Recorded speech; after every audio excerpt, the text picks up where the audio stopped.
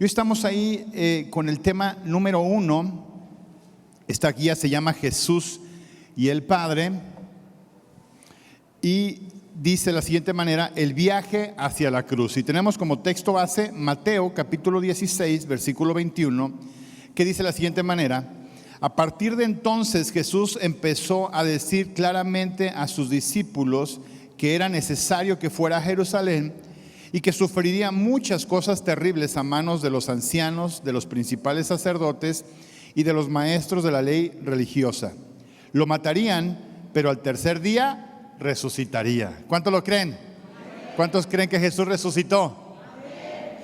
Estaba yo leyendo en estos días en mi devocional precisamente también esta parte en la que menciona el apóstol Pablo, y me tocó mencionarlo también en la clase de IBEMEX de este fin de semana, que hubo más de 500 personas que atestiguaron la resurrección de Jesús. Imagínate, más de 500 personas. Cuando se escribe Primera de Corintios, habían pasado alrededor de 24 años de ese suceso tan importante. Y dice el apóstol Pablo, más de la mitad todavía están vivos y dan testimonio de eso. Qué tremendo. Yo me quedé pensando, analizando qué han de haber pensado estas personas al ver a Jesús resucitado, con qué fervor transmitieron tal suceso, que después de la resurrección de nuestro Señor Jesucristo, el evangelismo o el cristianismo en esa época, en ese primer siglo, hizo como un boom en Europa, y mucha gente creyó por el testimonio de esas personas. Y yo quedaba analizando, trataba de imaginarme sus rostros, de imaginar sus ojos, de imaginar su sonrisa, de imaginar su impacto, de imaginar sus conversaciones al estar platicando de manera tan detallada ese suceso tan importante, ¿verdad? Y me gusta imaginar así. Pero es importante también que estemos conscientes que para llegar a un momento tan glorioso hubo un proceso, y ese proceso fue el camino a la cruz. Jesús inició ese último viaje cuando va a Jerusalén. La Biblia nos marca esa historia de esa entrada triunfante en un burrito, ¿verdad? Y que toda la gente ponía palmas, ponía sus ropas para que Jesús pasara ahí en ese burrito.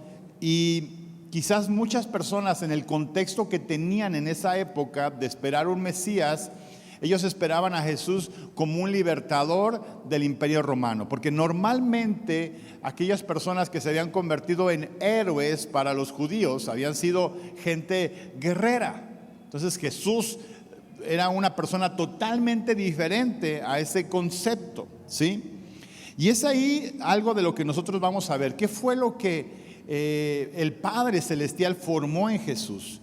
Que considero que es algo de lo que Dios quiere formar en nuestra época. Y algo tiene que ver con la pasión. Y pasión por la visión. A ver, repita conmigo: pasión por la visión. Y dice Romanos capítulo 12, versículo 11: no sean nunca perezosos, más bien trabajen con esmero y sirvan al Señor con entusiasmo. Le decía yo a una persona hace unos días, ¿sí? Le decía que la semana pasada me tocó también predicar, y le mencionaba yo a esta persona: estuvo tan buena la predicación que hasta a mí me gustó.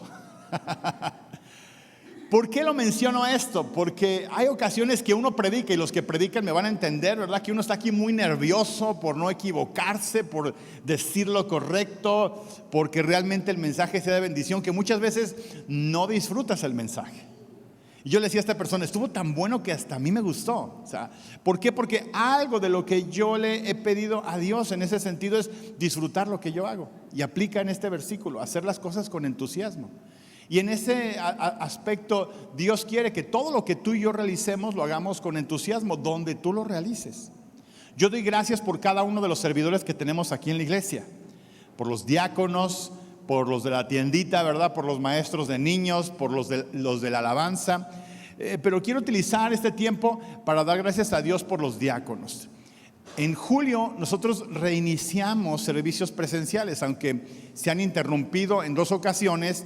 Prácticamente podemos decir que en julio reiniciamos servicio presencial con un protocolo que yo hablé ahí con Álvaro como líder, con cada uno de los diáconos, respecto a la limpieza que se tenía que hacer aquí en el templo. Si usted observa y puede percatarse, las sillas se limpian, se está constantemente limpiando los manerales de las puertas de los baños, los pasamanos, la puerta.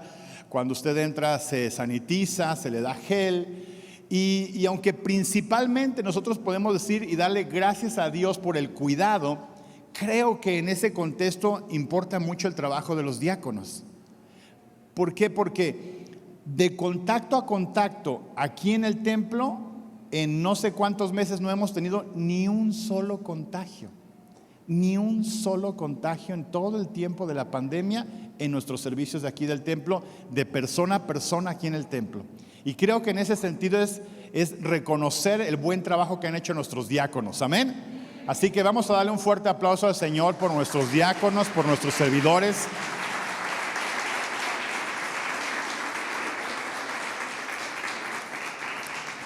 Que han hecho un excelente trabajo en ese sentido, y gracias también por su apoyo, su comprensión de estar tomando las medidas adecuadas, y creo que en ese aspecto hemos visto el cuidado de Dios. Amén. Creo que hemos entendido que es importante ponernos en las manos de Dios, pero es importante también hacer la parte que a nosotros nos corresponde, porque aunque hemos tenido gente que se ha enfermado en la iglesia, no tenemos información ni ningún dato, ¿verdad?, que el contagio haya sido en nuestras instalaciones. Y también gracias a Dios en ese aspecto de que los que se han enfermado pues se han recuperado. Gracias a Dios en ese sentido hemos visto ese cuidado de parte de Dios, ¿verdad? Y es ahí donde entra esta importancia de que todo lo que nosotros realicemos, como dice la Biblia, que lo hagamos con entusiasmo, ¿sí? Que lo hagamos con pasión. Es aquí también donde yo quiero aprovechar a invitarte que tú puedas también integrarte a alguno de los ministerios de la iglesia. Sí se sufre, sí es complicado. Yo he dado mi testimonio la primera vez que yo di clase a los niños. Créanme que no les exagero. En esa ocasión yo di clase en el saloncito que está, el segundo salón, subiendo ahí las escaleras. Ahí me tocó dar clase a los niños. Creo que eran los niños entre 8, 9 y 10 años los que me tocó en esa ocasión. Realmente no los pude controlar. Terminó la clase, los niños bajaron, para mí fue un alivio. Y no le exagero, en el pasillito ahí en la esquina me puse como Kiko, ¿verdad? Puse así la mano, ¿verdad? Y empecé a llorar, ¿verdad? Dije, Señor, no es posible tal magnitud de frustración de no poder controlar a los niños, ¿verdad? Realmente mi frustración fue impresionante, ¿sí? Y me di cuenta que tenía que prepararme, ¿verdad? Yo lloré ahí al Dios así como diciendo, Señor, ayúdame. O sea, no es posible que yo sufra en ese sentido con los niños a esta magnitud. Y yo esperaba como un milagro de parte de Dios, como que Dios me dijera, para la próxima yo voy a hacer que los niños estén tranquilos. Pero no, eso no sucedió. ¿Qué fue lo que me dijo Dios que puso en mi mente? Estudia, prepárate. Entonces, ¿qué comencé a hacer? Comencé a leer manuales para cómo dar clase a los niños. Y ahí me enteré que, por ejemplo, un tema para los niños se tiene que dar entre 5 y 8 minutos.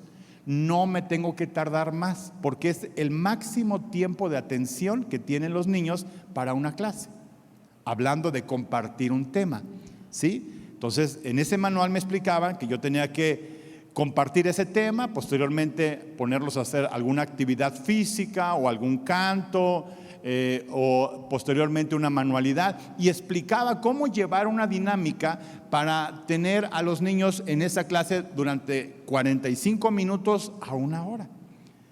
Aprendí a expresarme cuando yo daba ejemplos. Por eso usted me ve hoy en día y tiendo a mover mucho las manos, ¿sí? ¿Por qué? A raíz de la clase de los niños, porque comprendí, o aprendí más bien dicho, en ese manual, que cuando yo estuviera dando clase a los niños tendría que ser lo más expresivo posible conforme a lo que yo les estaba explicando a los niños.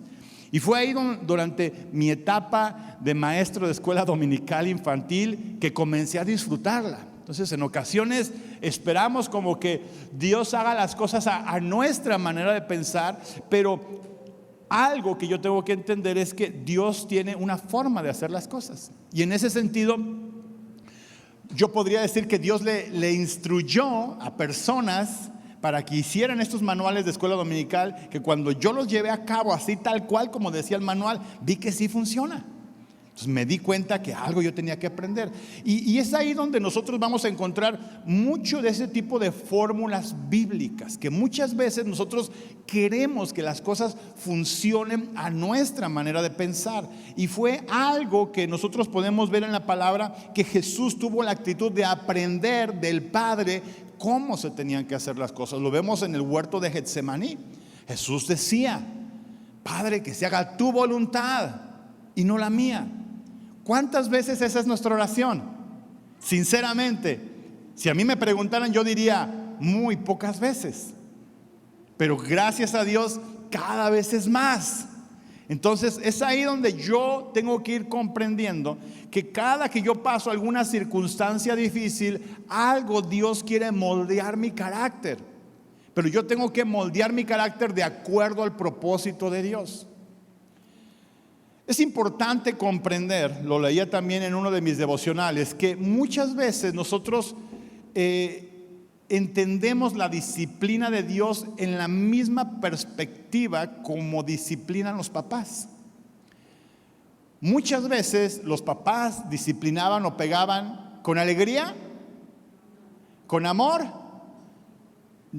La mayoría de veces yo creo que no. Disciplinaban y castigaban ¿cómo? Con coraje. Porque los desesperábamos, porque no sabían cómo controlarnos, porque no sabían cómo educarnos y nos disciplinaban.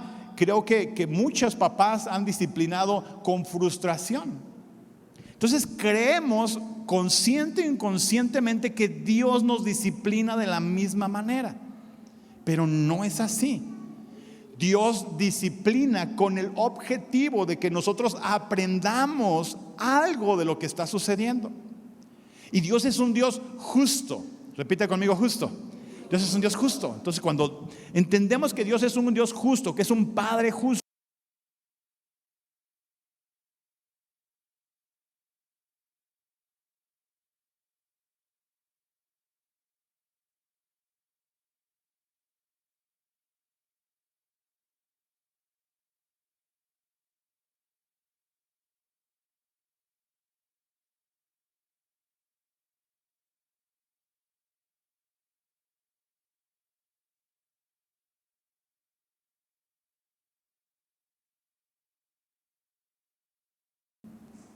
me gustó mucho que en este canto, no sé si fue el último o el penúltimo, de Cuerdas de Amor, pude percibir que muchos, no sé quiénes, ¿verdad? Pero es algo que en ocasiones me sucede, que percibo cuando están cantando algo que se mueve en lo espiritual. Y sí pude como percibir cuando estaba entonando ese canto de Cuerdas de Amor, que habla acerca de nuestra relación con el Padre, que muchos han avanzado en esa área, que muchos hoy en día tienen una perspectiva de que comprenden que el Padre les ama. Pero es importante, y te felicito por ello, pero es importante comprender que Dios nos quiere llevar de gloria en gloria. Entonces, algo de lo que quizás yo aprendí en una etapa de mi vida y experimenté el amor de Dios, yo necesito experimentarlo a un nivel diferente. Y dice la Biblia ahí en Romanos que a los que aman a Dios, todas las cosas les ayudan para bien. Dice esto conforme el contexto nos habla, ¿verdad? Que esto es conforme al propósito que Dios tiene para los que Él ha llamado. Entonces, Dios nos ha llamado para un propósito específico y todo lo que puede estar sucediendo a mi alrededor tiene un propósito de formarme. Vamos a ver qué otras áreas Dios formó en este sentido en Jesús. O sea, Jesús fue una persona apasionada en lo que hizo, sensible a la necesidad, sensible al entorno cultural. Por ejemplo, varios historiadores nos mencionan que en la época de Jesús los niños eran muy menospreciados, ¿sí? Pasa hoy en día, y si pasa hoy en día, imagínense en los tiempos de Jesús, las mujeres eran muy menospreciadas. Pero Jesús de diversas maneras intentó dignificar a la mujer, intentó dignificar a los niños, ¿sí? Usted puede recordar esa historia en la que la Biblia dice que unos padres querían acercar a sus hijos con Jesús, para que Jesús orara por ellos, y la Biblia dice que los apóstoles se los impedían, porque era algo que culturalmente eran como menospreciados los niños. Y Jesús les da una clara enseñanza y les dice: dejen que los niños se acerquen, porque de los tales es el reino de Dios. Y como que fue una enseñanza que para ellos nunca habían escuchado eso. Para muchos de nosotros quizás es algo que lo hemos escuchado muchas veces, pero para la gente de esa época no era algo común.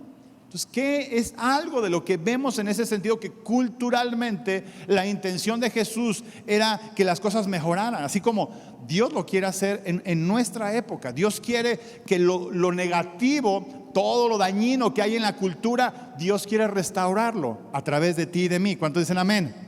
Dios quiere usarnos a nosotros para que nosotros podamos marcar la diferencia, ¿sí? Escuchaba una entrevista en la semana repetida que le hicieron a Daniel Javif. No sé si alguien ha escuchado a Daniel Javif. Este cuate Daniel Javif es un motivador, pero él asiste a una iglesia cristiana, y le preguntaban a él cuál es uno de sus objetivos, de sus visiones, o cuál es una de sus pasiones que lo mueve a seguir adelante. Y él decía: cambiar el sistema educativo de Latinoamérica. ¡Wow! O sea, no decía: voy a poner una escuela aquí en mi barrio y voy a enseñar algo diferente. No, él decía: cambiar el sistema educativo de Latinoamérica. Imagínense, o sea, con qué convicción este cuate está caminando para marcar la diferencia en su generación. Y sin que nosotros pensemos más allá de nuestra autoestima, es algo de lo que Dios quiere hacer. Dios desea que nosotros marquemos una diferencia en nuestra generación. ¿Cuántos dicen amén a ello? Es algo que Dios desea. Job decía: desde mi juventud yo he buscado honrarte. Y Dios desea que haya una generación de jóvenes, una generación de matrimonios jóvenes que honren a Dios, que tengan una cultura diferente.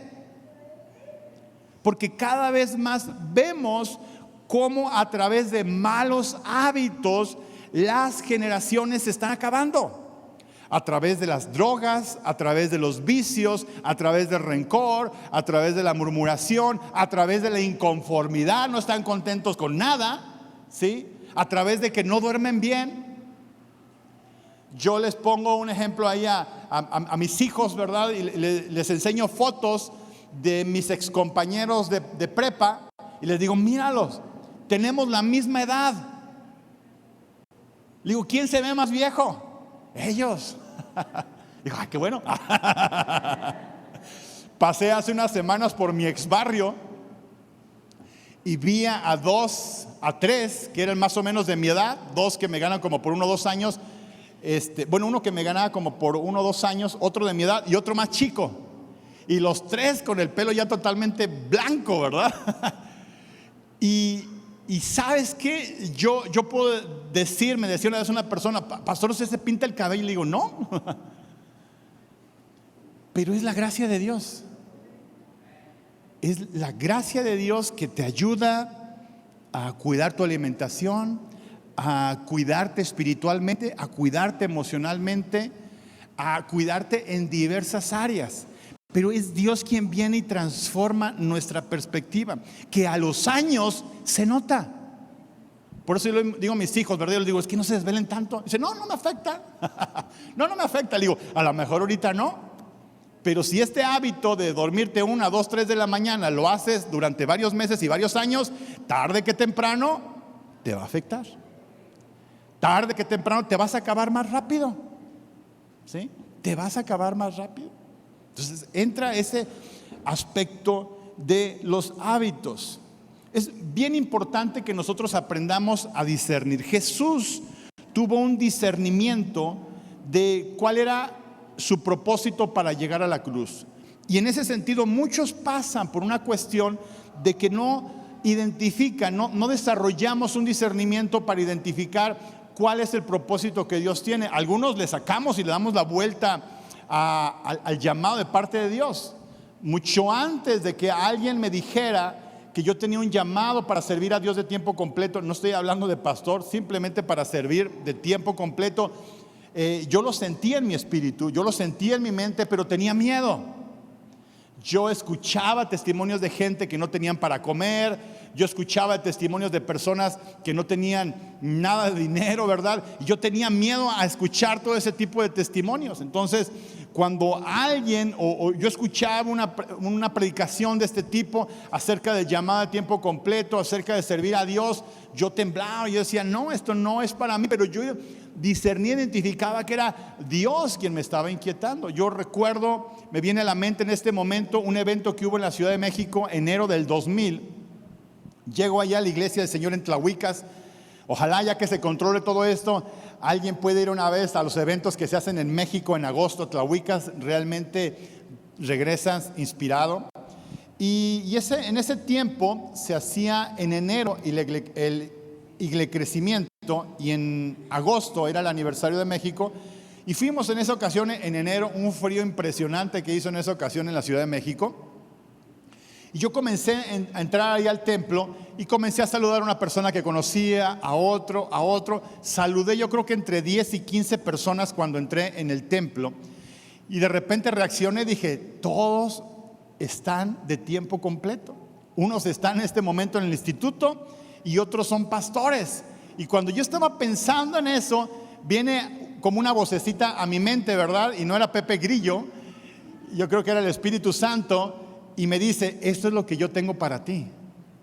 Y por primera vez, cuando vino ese pensamiento a mi mente, esto es lo que yo tengo para ti, no temblé. Yo dije, Señor, en tu tiempo y como tú quieras, lo único que yo te pido es, ya en ese tiempo ya tenía familia, dije, lo único que yo te pido es que yo pueda tener para mi familia, ¿sí? Es lo único que yo te pido. Y al paso de los años, poco más de 21 años de ese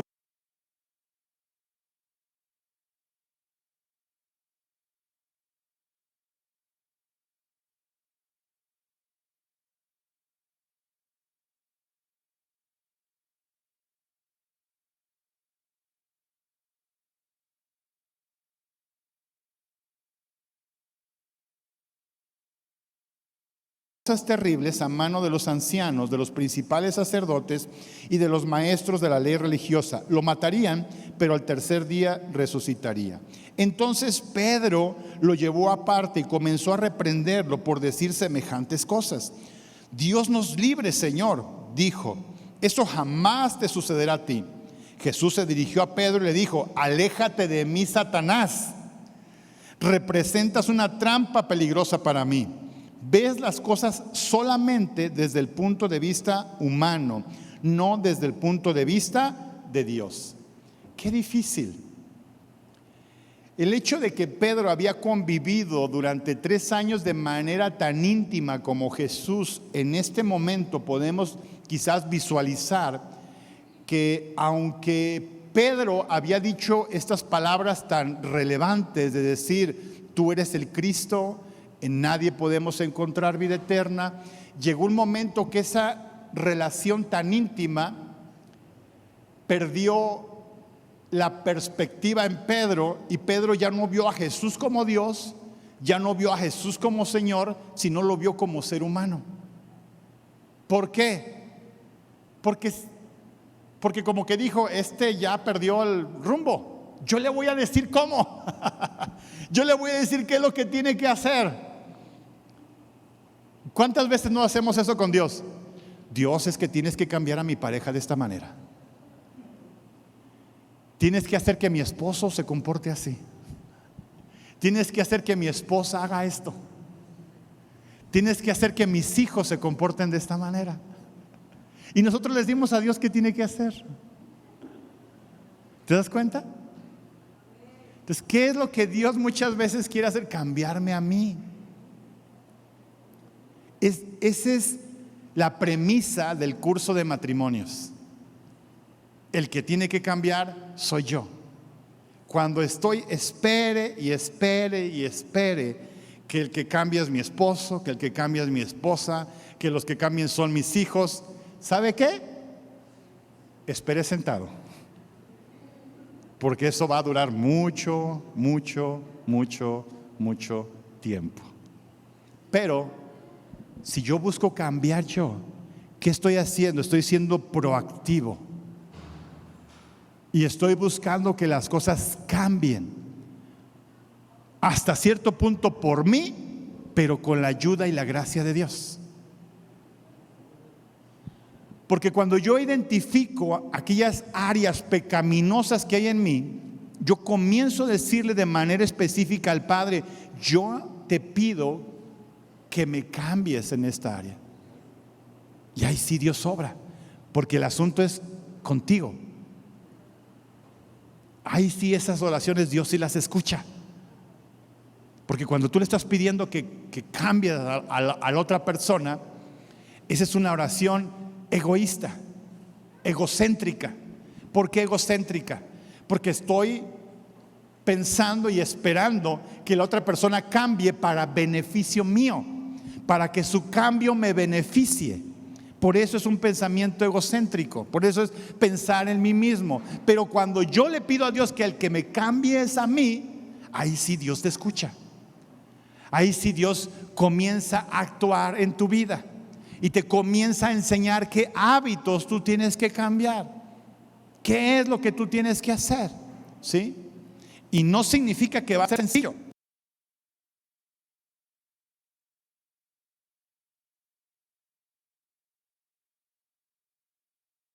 Tu papá te ha tratado re mal.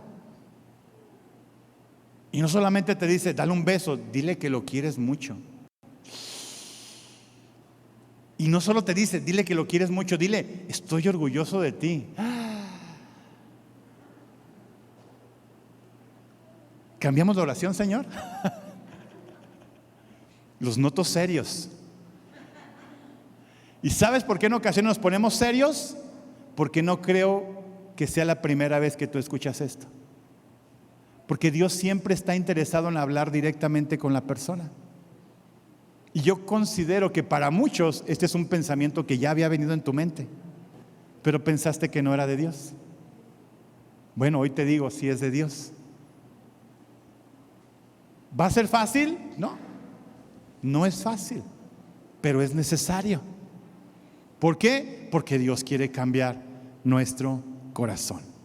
Dios quiere que nuestro caminar hacia la cruz tenga una plena convicción. Dios quiere que nuestro caminar al cielo tenga un proceso de formación desde aquí, desde la tierra.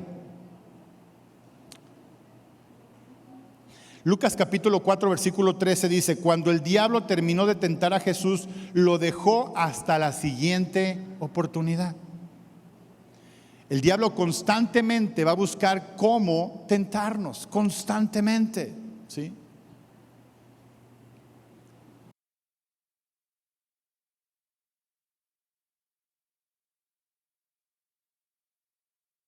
Esta semana el diablo me agarró, pero tremendo. Hasta que yo un día le dije a mi mamá, o sea que hay semanas que el diablo descansa. O sea, el diablo también se toma días festivos, ¿verdad? Se va de puente, ¿verdad? O algo así. No. Jesús dijo, cada día trae su propio afán. Cada día nosotros somos afectados por algo que el diablo quiere hacer en contra de nosotros. Pero ¿sabes qué es lo que sucede? Y ahí va un gancho al hígado, para mí primero, ¿verdad? Porque quizás en ocasiones no lo notamos porque accedimos al consejo del diablo. Porque fuimos obedientes a lo que el diablo puso en nuestra mente. Y por eso no lo identificamos. Pero el diablo todos los días busca tentarnos.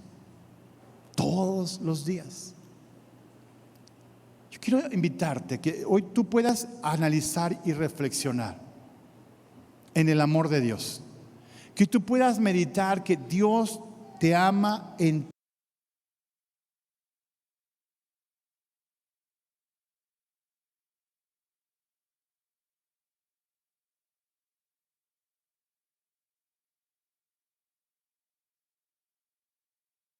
el diablo me atacó, es descuido nuestro.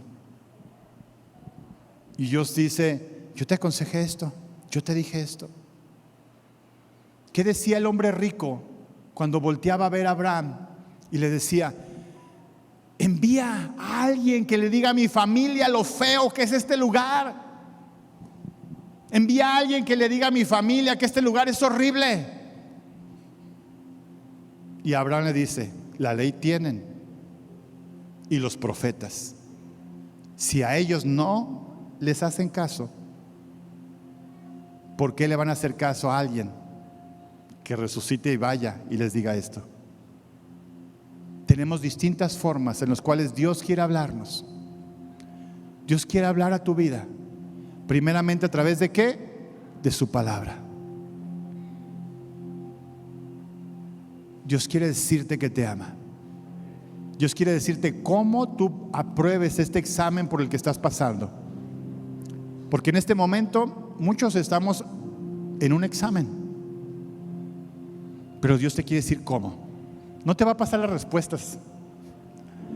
No se va a subir la manga y te va a enseñar, mira, aquí están las respuestas. Sino te va a enseñar cómo vas a multiplicar, cómo vas a sumar, dónde vas a encontrar la fortaleza para seguir adelante, cómo tienes que pensar, cómo tienes que pensar. Jesús dijo que para que la semilla dé fruto, primero tiene que morir. ¿Qué cosas tienen que morir en nosotros? Y hace unas semanas leí una frase. Para que Dios te lleve a otro nivel, tienes que hacer morir tu forma actual de visualizar a Dios. Tienes que hacer morir tu forma actual de visualizar a Dios. Quizás la forma actual en que ves a Dios no te ha funcionado. La forma actual en que tienes tu perspectiva de Dios te está sumergiendo en una etapa de frustración, de desilusión. Pero es que necesitamos que esa forma de pensar de Dios muera y ver a Dios de una manera diferente. Yo quiero invitarte a que te pongas de pie.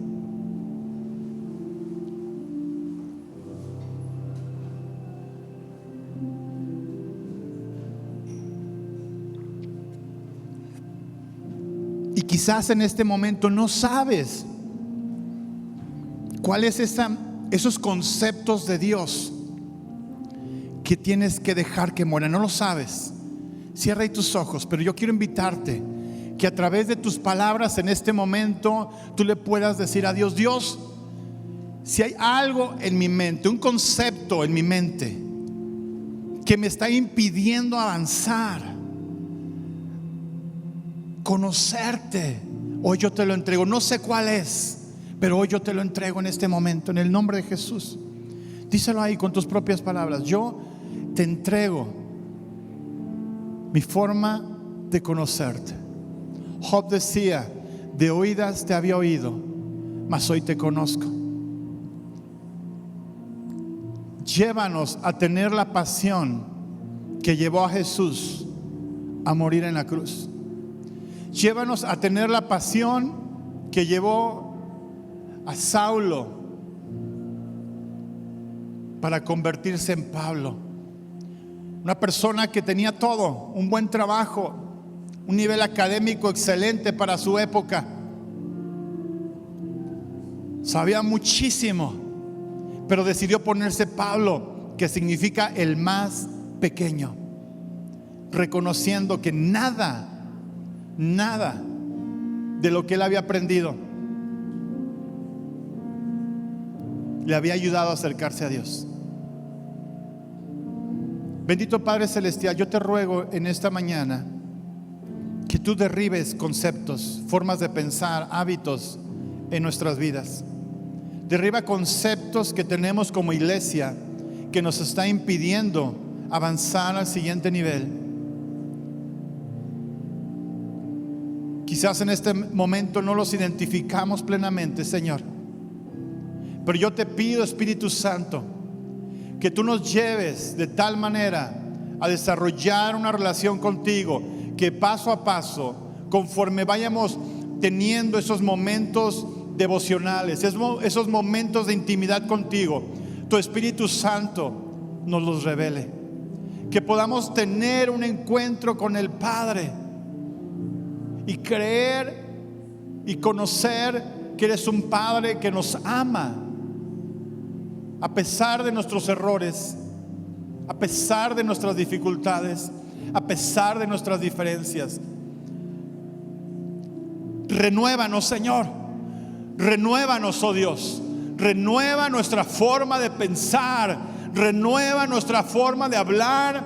Renueva nuestra forma de vivir. Arranca de raíz todo concepto humano, Señor, que nos impide comprender lo sobrenatural de tu presencia, oh Dios. Arranca todo concepto de religiosidad que nos impide conocer al Dios fuera de la religión, al Dios de la relación, Padre e Hijo, Padre e hija. Que este sea un tiempo en el que vuelva el corazón de los padres hacia los hijos y de los hijos hacia los padres, pero primeramente nuestra relación hacia ti como nuestro Padre Celestial. Que podamos conocerte día a día como ese buen Padre que nos ama, no como ese padre gruñón, no como ese hombre de pelo blanco y de larga barba blanca sentado en una silla, que muchas veces en nuestro concepto humano te vemos lejos, pero que también muchas veces te vemos simplemente como una persona que está esperando castigarnos. Quita toda esa forma de pensar, quita todos esos conceptos, Señor, y transfórmanos, Señor, en el nombre de Jesús. Amén y amén. Gloria a Dios. Dale un fuerte aplauso ahí al Señor.